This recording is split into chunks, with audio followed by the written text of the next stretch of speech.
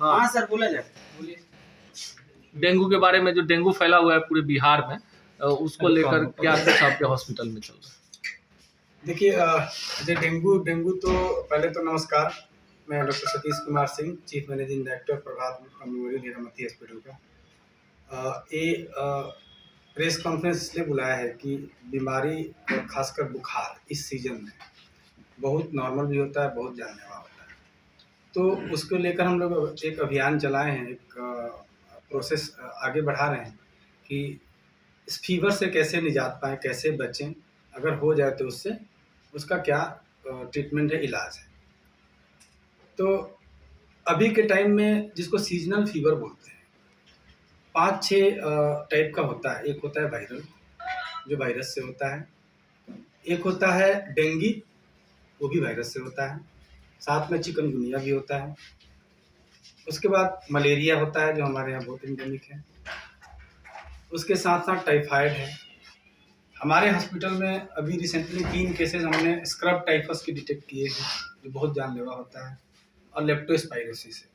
तो इसी के विषय में हम ब्रीफ बताएंगे आपको कि फीवर अगर आए तो उसको नेगलेक्ट मत करिए।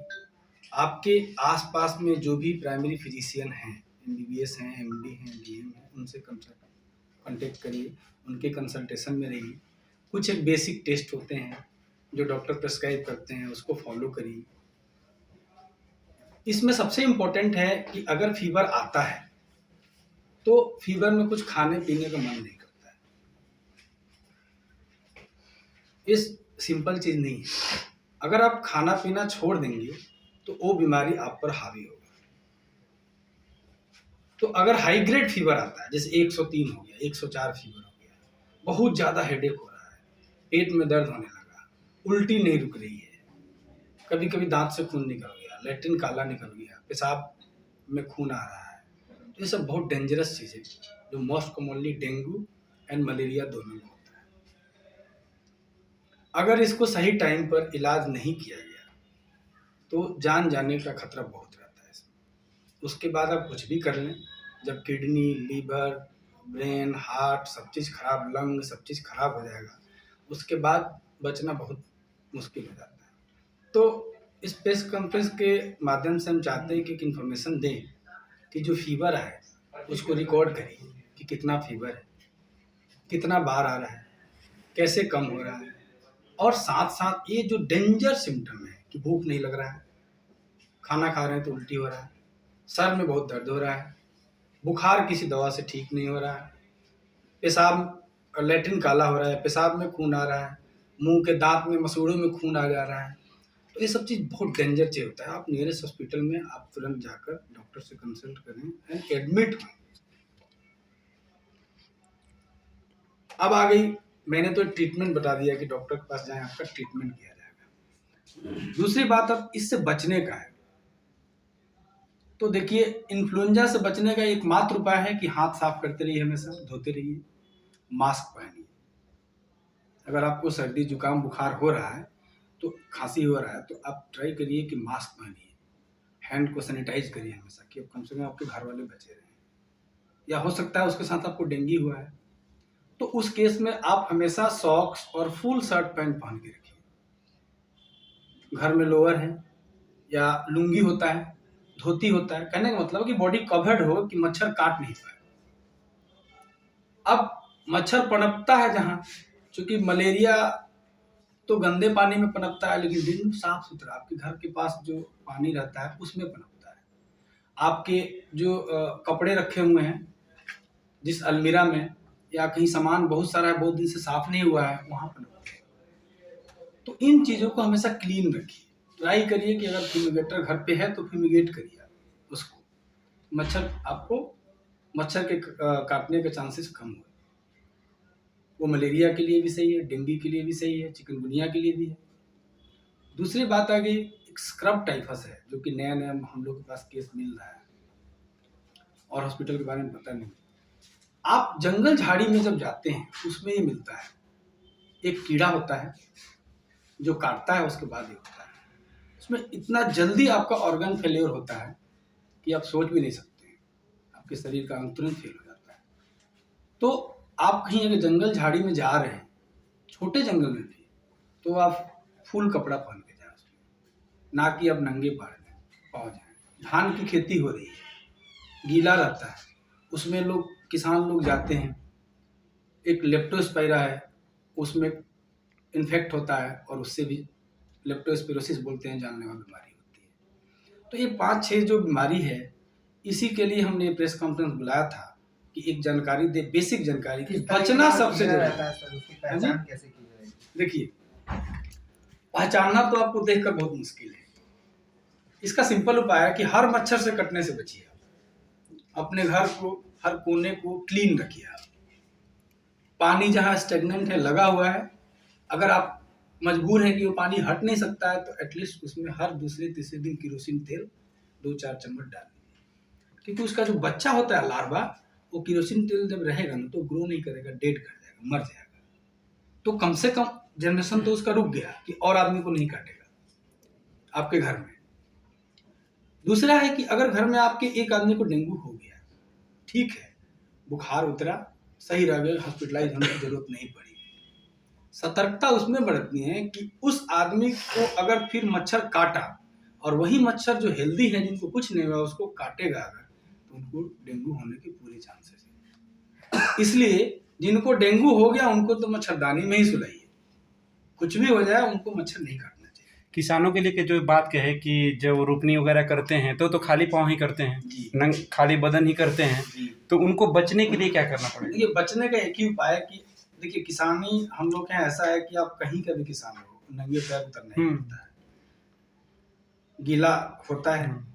उसमें क्या होता है कि अगर बुखार आपको हुआ, सिंपल, तो उसको नेगलेक्ट नहीं करना है। आपको नियरेस्ट डॉक्टर जो भी है, MBBS MD कुछ भी है, उनके पास जाके कांटेक्ट करिए कि सर हम खेती करने जाते हैं, ये चीज़ हुआ है, इतने दिन से मुझे बुखार हो रहा है।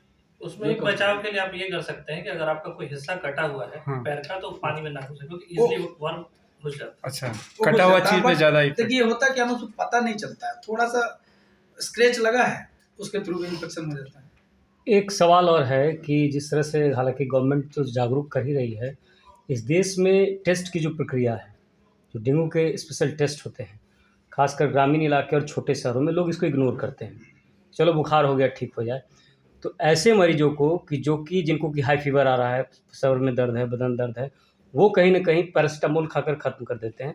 तो ऐसे मरीजों के लिए आप क्या कहेंगे, जो कि इस घड़ी में बहुत इंपॉर्टेंट है कि वो इग्नोर करते हैं? देखिए, सबसे इम्पोर्टेंट चीज़ है कि आप पैरासीटामोल खा रहे हैं, बुखार उतार रहे हैं, तो अच्छी बात है, बुखार उतरना चाहिए। लेकिन अगर डॉक्टर के कंसल्टेशन के बिना आप कर रहे हैं, तो ये पैरासीटामोल भी आपको लाइफ को खतरा हो सकता है। जैसे कि पैरासीटामोल डॉक्टर ने कितना प्रिस्क्राइब किया, एक दिन में एडल्ट पेशेंट को 4 ग्राम से ज़्यादा पैरासीटामोल प्रिस्क्राइब नहीं किया जाता है। उन्होंने सिरप भी ले लिया, टैबलेट भी खा लिया, हॉस्पिटल गए तो इंजेक्शन भी पड़ गया। तो ऐसे केसेस पिछले साल हमारे पास आए थे, जो सिर्फ पैरासीटामोल खाने के चक्कर में पॉइजनिंग हो गया था, लिवर फेल हो गया था, और खासकर बच्चे थे। एनीवे, तो इसमें मेरा ये फीवर उतारने का तरीका सिर्फ पैरासीटामोल नहीं है। अगर मान लीजिए कि आप पैरासीटामोल खाए, 103 डिग्री फीवर है, वो नहीं उतरेगा, तो उसका क्या उपाय है? उसका यही उपाय है कि आप एक छोटा स्नान, जिसको बोलते हैं, छोटा स्नान लीजिए और टॉवल से अपने बॉडी को ड्राई कर लीजिए बुखार। लेकिन देखिए, 103 बुखार के टाइम में ना आप घर पे रह के खुद से ट्रीटमेंट करना खतरे से खाली नहीं। सिंपल बात है, आप अपने प्राइमरी फिजिशियन को कांटेक्ट करिए, जो भी नियरेस्ट हो। आपके हॉस्पिटल में क्या व्यवस्था है डेंगू को लेकर? उसके बारे में मैं आपको बताना चाहता हूँ। मेरा नाम डॉक्टर तौकीर अहमद है। मैं बाल रोग एवं शिशु रोग विशेषज्ञ हूँ, और डेंगू तो बच्चों को भी हो सकता है, और उसके जो अस्पताल प्रबंधन मेरे अंडर ही है, उसके लिए मैंने एक जो है ऑफर निकाला है। क्योंकि डेंगू बहुत बड़ी मात्रा में लोगों को जब होता है, लोग बहुत परेशान रहते हैं, तो उसके लिए टेस्ट कराने की एक बड़ी होड़ रहती है। तो मैंने डॉक्टर का परामर्श और डेंगू की जो जांच है, डेंगू NS1, IgM और उसके अलावा CBC प्लेटलेट देखने के लिए, ये सारा जांच प्लस डॉक्टर कंसल्टेशन 1000 रुपये के पैकेज में इसको फिक्स किया है, ताकि समाज तक, लोगों तक ये मैसेज जाए और वो अपनी जांच को करा सके। इसके अलावा एक और समस्या जो आता है बेड का, उसके लिए एक्स्ट्रा अस्पताल में मैंने 20 बेड का अरेंजमेंट किया है ताकि जो है बेड की लोगों को किल्लत ना हो। तीसरा है कि प्लेटलेट्स के लिए दिक्कत होती है, तो अपने स्तर पे मैंने डिफरेंट ब्लड बैंक के साथ MOU साइन किया है कि वो लोग कोशिश करें कि ब्लड जब अवेलेबल हो सके, ताकि कई बार मेजर ट्रांसफ्यूजन की ज़रूरत पड़ जाती है।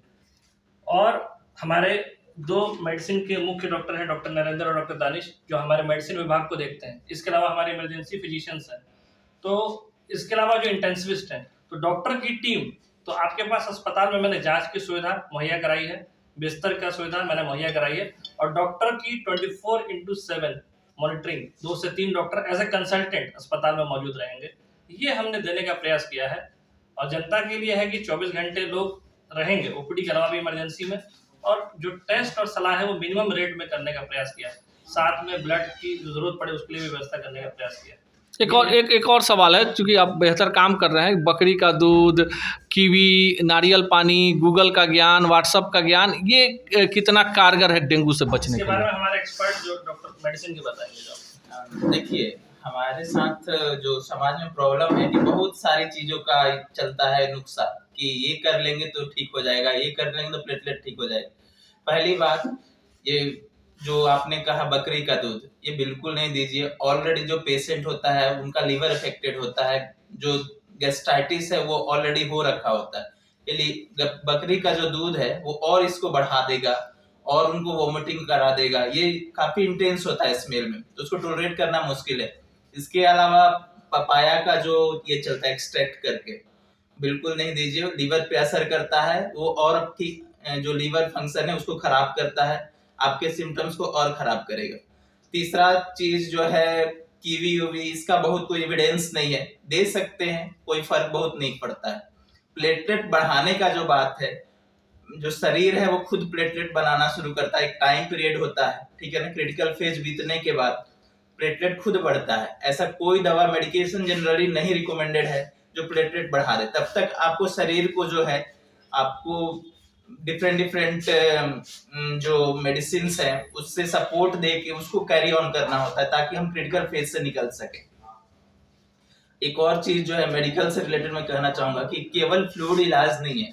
इसमें क्या होता है कि जब पेशेंट कॉम्प्लिकेट होता है तो पानी जो है आपके शरीर से बाहर निकल के जो थर्ड स्पेस लॉस करते हैं उसमें जाके इकट्ठा होना शुरू करता है। उसमें क्या होता है कि आपका जो खांसी है वो शुरू हो जाएगा, चेस्ट में जो है वो पानी भरने लगेगा, पेट में पानी भरने लगेगा, हार्ट में भरने लगता है। तो उस केस में आपको डेफिनेटली अच्छे जगह पे ट्रीटमेंट कराना है, ना कि किसी के पास जाके पानी चढ़वा रहे हैं, वो फाइनली उसके चलते भी आपकी डेथ हो सकती है।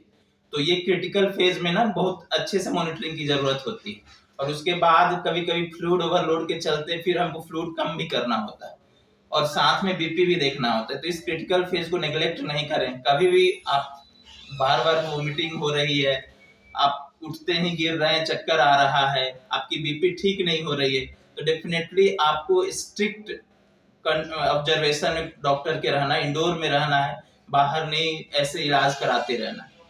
एक हेल्पलाइन नंबर भी आप लोगों ने जारी किया है कि पटना के लोगों के लिए, और इसमें बात बता देता जी, हूं कि डेंगू फीवर का एक बड़ा कैरेक्टरिस्टिक है कि जब तीन या तीसरे दिन या चौथे दिन जब फीवर डाउन होता है, उसके बाद लोग टेंशन फ्री हो जाते हैं, घूमने फिरना, खाना पीना, अपना लोग हाइड्रेशन रोक देते हैं, चलो हमारा फीवर ठीक हो गया। बट बहुत सावधानी से एक बात बोल रहा हूँ कि वही पीरियड जो फीवर उनका रुकता है, उसके बाद का 3 से 4 दिन बहुत डेंजरस होता है, जिसको क्रिटिकल फेज होता है। उसमें ही आपका प्लेटलेट एक डाउन होगा, जैसे 1.5 लाख है और डाउन होकर 20,000 कब पहुंच जाएगा आपको पता नहीं चलेगा। तो वो जो फीवर उतरने के बाद का 3 से 4 दिन का फेज है, उसमें अगर डॉक्टर ने आपको घर पे बोला है तो आप घर पे रहिए, घर वाले की निगरानी में रहिए। स्टिल आप ये नहीं कि नहीं फीवर उतर गया, मार्केटिंग में चले गए, अपना जॉब करने चले गए, नहीं, you have to take rest, आपको घर पे रहना। अगर डॉक्टर ने एडमिशन एडवाइस किया कि प्लेटलेट पहले से ही उनका कम था, 3 दिन फीवर हुआ, फीवर उतर गया, प्लेटलेट 50,000 60,000 है, तो वो एडमिशन का इंडिकेशन है। लेकिन अगर डॉक्टर ने बोला कि नहीं ठीक है, फीवर नहीं है, आपको ये प्रिकॉशन बरतना है, पूरा पानी पीना है, पेशाब कितना हो रहा है बताना है, कहीं शरीर पे दाने तो नहीं निकल रहे हैं, गम से ब्लीड तो नहीं हो रहा है, ये सब चीज़ पे बहुत फोकस करना। सिर्फ फीवर ही सब कुछ नहीं है, क्योंकि वो फीवर के बाद का दिन जो होता है 3 से 4, वो सबसे ज़्यादा खतरनाक है। उसमें ऑब्जर्वेशन, होम ऑब्जर्वेशन हो जाए या hospital observation, that is very important. Helpline number आपने सर हेल्पलाइन नंबर हमारा जो है 24/7 जो इमरजेंसी नंबर है जी 8406000555। बहुत सिंपल नंबर है, आप लोग भी अपने घर परिवार में इस नंबर को शेयर कर दें। किसी भी वक्त जो है मरीज को ज़रूरत हो तो हमारे अस्पताल में जो हमसे हो सकता है बेस्ट से best and at the rate of cheapest करने की कोशिश करेंगे जो है। एक सवाल रहेगा, आपका जो हॉस्पिटल है काफ़ी स्टूडेंट अगल बगल आपके रहते हैं, तो उस स्टूडेंट या गरीब गुरबे के जो लोग हैं जो काफ़ी प्राइवेट स्कूलों से हॉस्पिटलों से परेशान रहते हैं कि उसमें जाएंगे तो हम सक्षम नहीं हैं, उतना हम एफर्ट नहीं दे सकते हैं, उनके लिए कुछ उसके लिए सोल्यूशन आप बताएंगे? उसके लिए सरकार की तरफ से तो चीज़ें हैं, बीपीएल, ये क्या कहते हैं आपको, जन आरोग्य जैसे प्रधानमंत्री, लेकिन हमने अपनी तरफ से बीपीएल वार्ड बनाया है खुद का। ये पटना में कहीं नहीं है कि जो है बीपीएल वार्ड की गरीब आदमी है तो वो बीपीएल के नाम पे एडमिट होगा और उसको 2 से 3 हज़ार रुपये में पर डे के इलाज के खर्चे में उसको इलाज बिस्तर का दिया जाएगा। ये उसके अंदर डॉक्टर कंसल्टेशन भी इंक्लूडेड है। एक प्राइवेट सेक्टर अस्पताल में ये मिनिमम रेट जिसमें हम दे रहे हैं, तो एक बीपीएल वार्ड भी हमारे यहाँ है, ये भी जनता के बीच पहुँच जाए ताकि जो बेचारा गरीब हो तो अपना इलाज करा सके। तो इलाज हम किसी कैटेगरी पे नहीं रोकते। डॉक्टर साहब, डॉक्टर दानिश हैं हमारे, दानिश बीएमसीएच से है। ये बताएंगे आपको कि अगर पहले डेंगू किसी को हुआ है और अभी के टाइम में डेंगू तो सब जगह फैला है, उसका क्या क्या असर हो सकता है, उससे कैसे बचना है, क्या देखना है?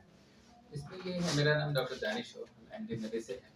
एक्चुअली इसमें क्या होता है ना कि हम लोग को ये देखना होता है जिसको पहले डेंगू फीवर हो चुका है, बहुत सारा 4 वैरायटी होता है डेंगू का, 1 2 3 4। कभी कभी क्या होता है किसी को पहले डेंगू हुआ देखेंगे, किसी को फिर से डेंगू हुआ, तो बहुत सीवियर होता है, उसको कहते हैं सीक्वेंशियल डेंगू इन्फेक्शन। तो ये क्या होता है कि जैसे डेंगू इन्फेक्शन अगर 2 से हुआ, 1 से हुआ, अगर उसको सेकंड से रिवर्स से हो रहा है तो बहुत सीवियर होता है। ठीक है, तो इसमें ये जो लोग पहले से इन्फेक्टेड हैं उन लोग को और प्रिकॉशन लेने की ज़रूरत होती है, एक्स्ट्रा प्रिकॉशन। अगर आसपास में अगर डेंगू स्प्रेड है तो वो एक्स्ट्रा प्रिकॉशन लें। और खासकर जैसे फीमेल्स हो गया, जैसे इम्यूनो कॉम्प्रोमाइज, जैसे जिसको बहुत न्यूट्रिशनली वीक है, एमेशिएटेड लोग हैं वो हो गए, जैसे बच्चे हो गए हैं, ये सब लोगों को बहुत ज़्यादा रिस्क होता है। तो उनके लिए नेट यूज़ करें, जो है मॉस्किटो नेट्स होता है, बहुत सारे क्रीम्स होते हैं वो अवॉइड करें, और जितना स्टैगनेंट वाटर होता है अगल बगल जहाँ आसपास जमा है उसको कोशिश करें कि वो ना रहे, है ना, और लोगों को अवेयर करते रहें कि ऐसी चीज़ों से बच सकें। कहने का मतलब ये है डॉक्टर साहब का, मैं देहाती लैंग्वेज में एक बार समझा दूँ कि अगर आपको डेंगू पहले हुआ है तो दोबारा अगर डेंगू आपको हुआ तो खतरा का चांसेस आपको ज़्यादा है। तो जिसको पहले डेंगू हो चुका है वो अपने आप को ज़्यादा प्रिकॉशन में रखें, ज़्यादा बचाव करें कि हमको दोबारा डेंगू नहीं हो, नहीं तो कॉम्प्लिकेट होने के चांसेस ज़्यादा होते हैं। चलो